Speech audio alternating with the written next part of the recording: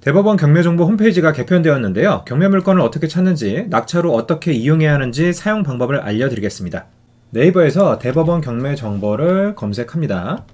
아래로 쭉 내리셔서 보이시죠? 법원 경매 정보 코트 옥션 go.kr 이곳을 클릭합니다. 그러면 공식 홈페이지라고 볼 수 있는 대법원 경매 정보 홈페이지에 들어오게 되는데요. 경매 물건을 찾고 싶으면 경매 물건에서 물건 상세 검색을 클릭합니다.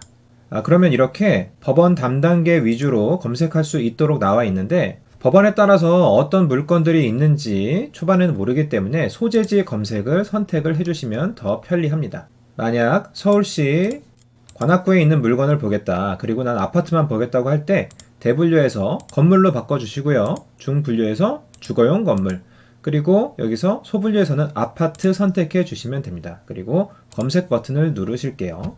누르면 이런 식으로 서울시 관악구에서 경매 진행 중인 아파트 물건들을 하나씩 볼 수가 있습니다. 오른쪽에 보시면 감정 가격도 나와 있고요. 1회 유찰돼서 80%다 이런 내용도 볼 수가 있습니다. 감정가 6억 7천만 원이었다가 1회 유찰돼서 5억 3,600에 진행이 되고 있습니다. 클릭을 한번 해보실게요. 그럼 이런 식으로 상세한 내용이 나오게 됩니다. 위에 사건 번호가 나오게 되고요. 감정가액, 최저 매각 가격 나오게 되고, 실제 입찰하는 날은 3월 11일인 것을 알 수 있습니다. 주소도 나오고요. 여기 보시면 사진도 나와 있습니다. 클릭하면 좀 더 자세하게 볼 수가 있고요. 밑으로 내려서 이렇게 클릭하시면 사진도 자세히 볼 수 있습니다. 닫기 누르시고요. 경매 사건에서 중요한 문서 3가지가 있죠. 바로 현황조사서, 감정평가서, 그리고 가장 중요한 매각 물건 명세서입니다. 바로 밑에 보면은 이 대법원 경매 정보 홈페이지에서 무료로 열람할 수 있도록 해줬어요. 현황조사서를 클릭을 하시면 언제 조사를 했는지 일시도 나오게 되고요. 주소 한 번 더 나오게 되고, 실제로 집행관님이 현장에 가 보시니까 전입세대 열람을 해보셨다. 그런데 채무자 겸 소유자만 등재가 되어 있었다. 이런 내용을 알 수 있고요. 실제 방문도 하셨는데 아무도 만나지 못했다. 연락은 없었다. 이렇게 써주신 것을 볼 수 있습니다. 이제 이것을 보고 어떤 분이 점유를 하고 있나 이 정도도 우리가 유추할 수 있고요.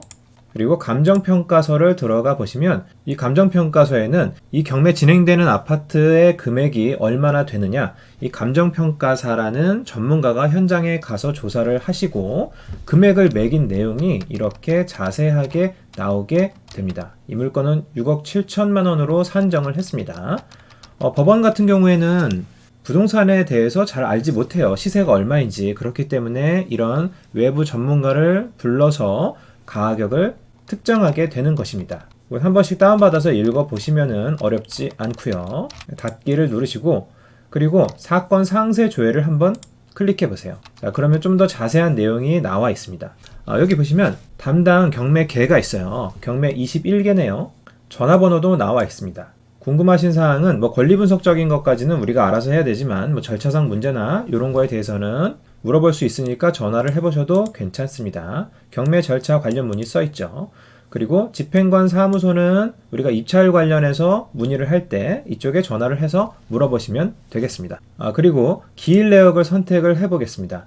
기일 내역에서는 사건이 순차적으로 진행되는 내용을 기재하게 되어 있습니다. 그래서 2월 4일 매각 기일이었는데 6억 7천만 원에 진행했지만 아무도 들어오지 않아서 유찰되었다. 이런 내용 볼 수 있고, 한 달 정도 후인 3월 11일에 매각 기일이 잡혔고 유찰됐으니까 좀 더 싸게 진행을 하죠. 5억 3,600에 진행을 합니다. 그리고 만약 이때 누가 낙찰을 받게 되면 일주일 후인 3월 18일 오후 2시에 매각 결정을 하게 된다. 허가할지 불허가할지를 이때 결정을 하게 되는 거죠. 이런 식으로 기일 내역에 대해서 볼 수 있고, 문건 송달 내역을 한번 눌러보시면요. 경매 관련 서류가 왔다 갔다 한 것을 우리에게 알려주게 됩니다. 문건 처리 내역이 나와요, 위에. 문건 처리 내역은 법원을 중심으로 법원한테 어떤 서류가 접수되었나 이걸 알려주게 되는 것들이고요. 그리고 송달 내역이 있죠? 송달 내역은 이해관계인들한테 서류를 보내줘요. 이제 그런 내용을 볼 수가 있는 겁니다. 그런데 아까 사건 내역에서 보면 현황조사서, 감정평가서가 나와 있죠. 그런데 가장 중요한 문서인 매각 물건 명세서는 나와 있지 않습니다. 이게 가장 중요한 건데 홈페이지에 없어요. 이상하죠? 아까 사건으로 들어가 보시면 맨 아래에 이런 내용이 있습니다. 물건 관련 서류 중에 매각 물건 명세서는 매각 기일이 열리기 일주일 전부터, 그리고 현황 조사서와 감정평가서는 2주 전부터 조회가 가능합니다. 써있죠. 입찰 기일이 이때면 딱 일주일 전부터 매각 명세서를 볼 수 있는 거고 2주 전부터 현황 조사서, 감정평가서를 볼 수 있구나. 그럼 지금 날짜가 매각 기일이 3월 11일이죠. 아직 일주일 전이 아니기 때문에 매각 명세서는 나와 있지 않은 것입니다. 자, 그리고 참고로 우리가 권리 분석을 하시려면요, 등기부등본도 봐야 되거든요. 등기 기록 열람이라는 버튼이 있어요. 이 버튼을 누르시면 인터넷 등기소로 연결이 되면서 열람을 하라고 뜹니다. 열람하려면 700원 내야 되고요. 발급받으려면 1000원 내야 됩니다. 이제 이런 식으로 유료로 따로 진행을 해야지 등기부를 볼 수가 있다. 그래서 경매를 하시는 분들은 대부분 이제 다른 사설 홈페이지를 많이 이용을 하십니다. 여기서 이전 버튼 한번 누르시고요. 그러면은 매각 기일이 얼마 안 남은 걸 한번 보도록 할게요. 요거 지금 2월 27일로 되어 있죠. 자, 요거 선택을 해보시면요, 여기에 매각 물건 명세서 버튼이 살아있는 걸 볼 수가 있습니다. 이건 이제 매각 기일로부터 일주일 전이 되니까 버튼이 살아있는 거고, 클릭해서 보면 이런 식으로 나오게 됩니다. 자, 여기서 매각 명세서는 계약서와 같은 중요한 역할을 하기 때문에 우리가 꼼꼼하게 보셔야 돼요. 입찰 전날에도 꼭 보셔야 되고요. 입찰 당일에도 법원에 가면은 매각 명세서를 볼 수 있는 PC가 따로 있거든요. 그것도 꼭 확인하고 들어가셔야 되는 겁니다. 자, 이런 식으로 해서 임장 다녀오고 열심히 조사하고 대출도 알아봐서 실제 제가 낙찰을 받았다고 가정을 해볼게요. 낙찰을 받은 다음에는 어떤 걸 하셔야 되는지 대법원 경매정보 홈페이지에서 알려드리도록 하겠습니다. 낙찰 받은 후에는 상세 검색보다 여기 경매 사건 검색으로 들어가서 보시는 게 더 편합니다. 왜냐하면 우리가 사건 번호를 알고 있으니까요. 여기서 만약에 서울 북부지방법원에서 2024타경 103106 이 번호 아파트를 낙찰 받았다고 가정해 볼게요. 자, 그러면 이렇게 사건 내역, 기일 내역, 문건 송달 내역 똑같이 나오게 되죠. 자, 여기서 우리가 알고 계셔야 되는 게 무엇이냐? 기일 내역을 클릭을 하세요.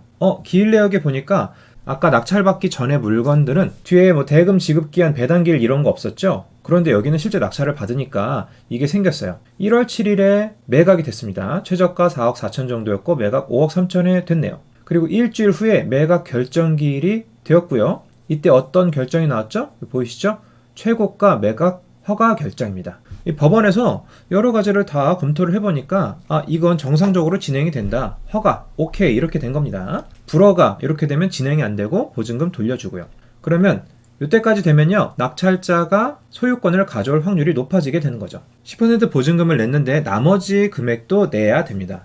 그럼 그 금액을 언제까지 내야 되는지 이렇게 법원에서 2월 21일 16시까지 내세요. 대금 지급 기한 이렇게 해서 알려주게 됩니다. 자, 그러면 이렇게 절차가 순서대로 진행이 되죠. 그리고 대금을 내면은 배당 기일도 이렇게 약 한 달 후쯤으로 지정이 되게 됩니다. 자, 이렇게 순서에 대해서 우리가 알고 있어야 돼요. 이걸 왜 알고 있어야 되느냐? 내가 언제 돈 내고 언제 또 자서하고 이런 것도 당연히 알아야 되는 거지만 우리가 거기 사는 분을 명도를 하잖아요. 임차인이든 점유자든 채무자든 간에 내보내야 됩니다.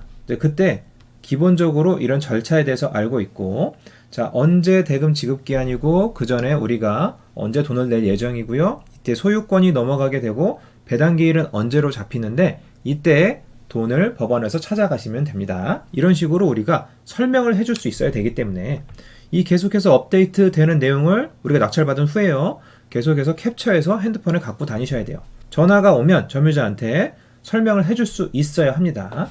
그래야 전문가로 훨씬 더 각인이 되고 명도가 편해져요.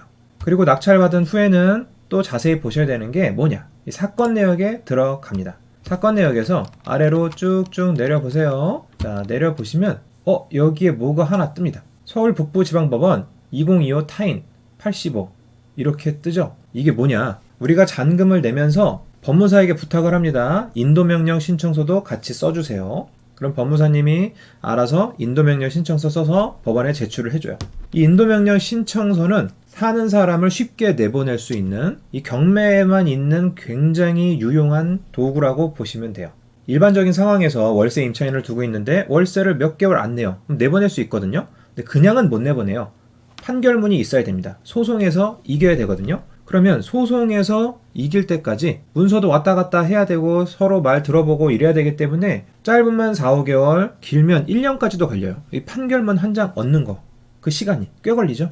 그런데 경매에서는 이 기간이 너무 기니까 낙찰자라면요, 이걸 빨리빨리 진행되게 해줘요. 그래서 인도명령 결정문이라는 걸 발급을 해주는데 그거 신청이 된 겁니다. 그럼 이게 신청이 되었다면 사건 번호가 이렇게 생겨요. 2025 타인 85. 타인이 들어갑니다. 경매는 타경이고. 그러면 내가 신청한 인도명령 사건이 잘 진행이 돼서 인도명령이 결정이 되었는지 알아야 되고요. 그리고 그 결정문에는 뭐라고 써 있는지 아세요? 법원에서 너 낙찰자한테 집 넘겨줘야 돼, 이런 말이 써 있습니다. 그리고 이 결정문이 상대방한테 실제로 배달이 돼야 돼요. 송달이 되어야지만 우리가 실제로 짐을 강제로 빼는 강제 집행을 할 수가 있는 것입니다. 그래서 이 사건 번호를 우리가 알고 있어야 돼요. 나의 사건 검색 이렇게 검색해서 조회해 보시면 어떻게 진행되는지 알 수 있거든요. 그래서 요걸 꼭 메모를 해두시기 바랍니다. 자, 이렇게 캡처를 해두셔야 되는 이유가 있는데, 왜냐하면 대법원 경매 정보에서 일정 기간이 지나게 되잖아요. 그러면 정보가 없어져 버려요. 자, 예를 들어서 경매 사건 검색에서 조금 더 일찍 낙찰된 사례를 한번 볼게요. 서울 북부지방법원 2024 타경 104925 검색해서 보시면 자, 이런 식으로 나오죠. 근데 지금 기일 내역도 클릭이 안 되고 문건 송달 내역도 클릭되지 않습니다. 자, 사건이 종국되고 30일이 지나면 이렇게 정보가 없어져요. 인도명령 사건 번호도 모르죠? 문건 송달 내역도 클릭을 못 해봐요. 자, 그렇기 때문에 계속해서 캡처를 꼭 해두시는 것이 좋습니다. 혹은 유료 경매 정보 업체를 이용하면 좀 더 편리하게 계속 볼 수가 있어요.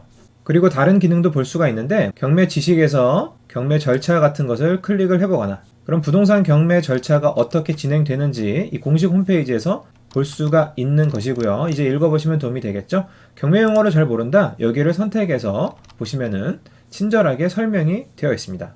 법률 용어니까 바로 이해가 될 정도로 쉽진 않지만 그래도 도움이 되실 거고요.